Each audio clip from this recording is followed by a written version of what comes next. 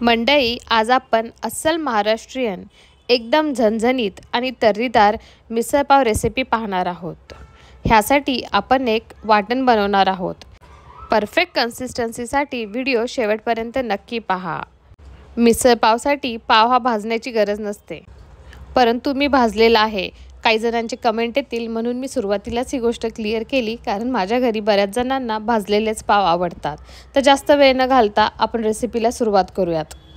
Special वाटण बनवण्यासाठी 3 मोठे कांदे आणि 1 खोबऱ्याची वाटी मी अशी गॅसवर डायरेक्ट भाजण्यासाठी ठेवली। तुमच्याकडे अशा प्रकारची जाळी नसेल तर तुम्ही सरळ कढईमध्ये कांदे आणि खोबऱ्याचे काप करून त्याला परतूनही घेऊ शकता, परंतु डायरेक्ट बर्नरवर ठेवल्यामुळे त्याचा फ्लेवर हा वेगळाच असतो।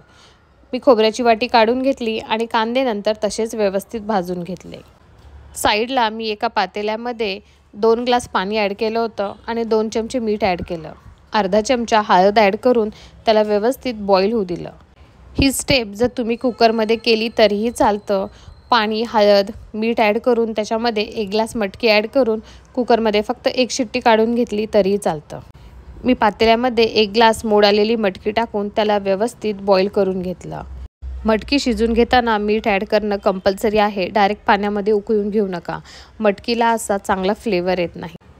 हळद टाकल्यामुळे कलरही खूप छान दिसतो। तर 4 ते 5 मिनिटांमध्ये आपली मटकी व्यवस्थित शिजून तयार आहे। कांदा आणि खोबरं जे आपण भाजून घेतले होते ते व्यवस्थित थंड झालेले आहेत। तर आपण वाटण बनवून तयार करू। कांदा आणि खोबरे मी अशा प्रकारे मिक्सी जारमध्ये ॲड केले। त्याचा जो वरचा काळा भाग होता तो मी काढून टाकला होता।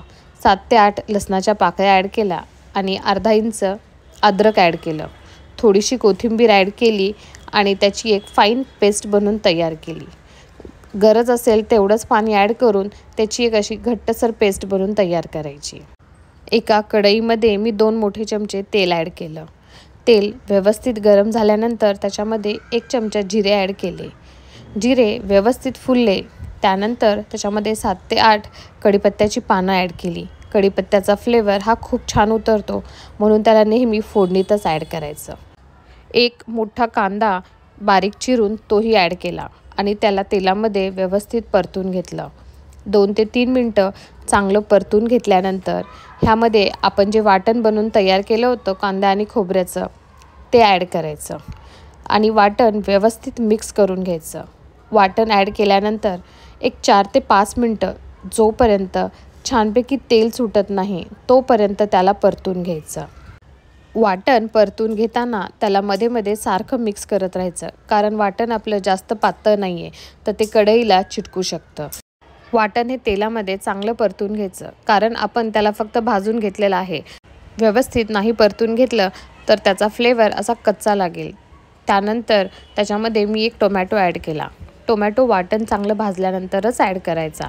थोडंसं मीठ ॲड करायचं आणि त्याला एक 2 ते 3 मिनटं झाकून ठेवायचं, म्हणजे टोमॅटो सॉफ्ट होतील आणि मसाल्यामध्ये व्यवस्थित मिक्सही होऊन जातील। 2 ते 3 मिनटं मी त्याला झाकून ठेवलं होतं आणि नंतर तुम्ही बघू शकता टोमॅटो किती व्यवस्थित सॉफ्ट बनून तयार आहेत। छानपैकी तेलही सुटलेलं आहे। आता ह्या स्टेजला आपण काही मसाले ॲड करूयात। ह्यामध्ये मी अर्धा चमचा हळद ॲड केली होती, 1 मोठा चमचा लाल तिखट ॲड केलं, 1 चमचा धने पावडर ॲड केली होती आणि अर्धा चमचा जिरे पावडर ॲड केली आणि सर्वात महत्त्वाचं 1 मोठा चमचा मी काळा मसाला ॲड केला होता। हा घरगुती काळा मसाला आहे। ह्या ठिकाणी तुम्हाला जर मिसळपाव मसाला भेटत असेल तर तुम्ही तोही ॲड करू शकता, किंवा कोणताही घरचा काळा मसाला आपण ॲड करू शकतो। हे सर्व मसाले मी ह्या मिश्रणामध्ये व्यवस्थित मिक्स करून घेतले। फोडणीमध्ये मसाले व्यवस्थित मिक्स झाल्यानंतर त्याला तेल सुटेपर्यंत छान परतून घ्यायचं आणि नंतर आपण जी वाफून घेतलेली मोड आलेली मटकी होती ती ॲड करायची। पाण्यासहित ॲड करायची, त्याचं पाणी काढून नाही टाकायचं, कारण त्या पाण्यालाही खूप छान असा फ्लेवर असतो। सर्व मटकी ॲड केल्यानंतर मसाल्यामध्ये व्यवस्थित हलवार हाताने मिक्स करून घ्यायची। मिक्स झाल्यानंतर त्याला छानपैकी 4 ते 5 मिनटं बॉईल येऊ द्यायचा। सुरुवातीलाच तुम्ही बघू शकता की मसाल्याची तर्री यायला सुरुवात झाली आहे। जसं जसं आपली करी बॉईल होईल तशी तशी आपली तर्री जास्त येत राहील। थोड्या वेळाने जसं बॉईल आलात तुम्ही बघू शकता तेल जास्त सुटलेलं आहे। मी 1 पॉट मील असा आपला मिसळपाव रेसिपी बनवले आहेत। बरेच जण तर्री वेगळी आणि मटकी वेगळी शिजवतात आणि त्याला वेगळं वेगळं सर्व करतात। तुम्ही ह्या पद्धतीने एकदा नक्की ट्राय करून बघा, तुम्हाला खूप आवडेल. चवीमध्ये कुठेही कॉम्प्रोमाइज होणार नाही. तुम्ही माझी झणझणीत मिसळ पाव रेसिपी नक्की ट्राय करा आणि मला कमेंट करून कळवा. थँक्यू.